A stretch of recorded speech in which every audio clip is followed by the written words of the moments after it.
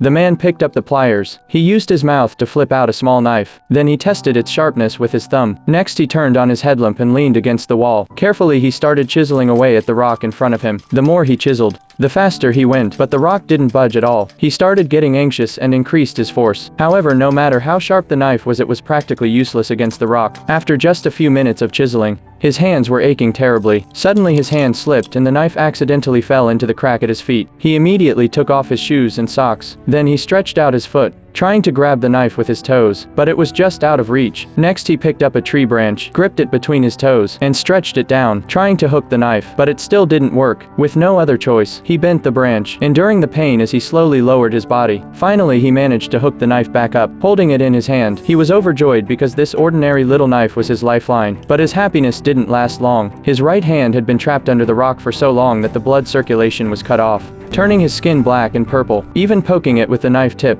he couldn't feel a thing. At this point he had to prepare for the worst, speeding up in hopes of breaking the rock sooner. From the afternoon until late at night, he kept chiseling. His throat was parched, so when his watch showed midnight, he quickly grabbed his water bottle, pouring the tiniest bit of water into his mouth. Even though it was just a sip, he savored it. Being trapped in the desert, he had to ration his water to survive, only one sip every 6 hours. After drinking the water, the man took out the safety rope. He started throwing it upward over and over again. Dozens of tries later, he still hadn't succeeded, but he didn't give up, trying again and again. Half an hour passed, and finally, he managed to loop the rope over a protruding rock. After securing it tightly, he tied the other end around his waist, fastening it with a safety buckle. Now he could finally hang from the rope and take a short break. But just as he closed his eyes, the cold wind jolted him awake. He raised his wrist to check the time, and realized he had only slept for 5 minutes. The temperature in the canyon dropped drastically at night. If a man doesn't move his body, it's likely that they'll soon freeze.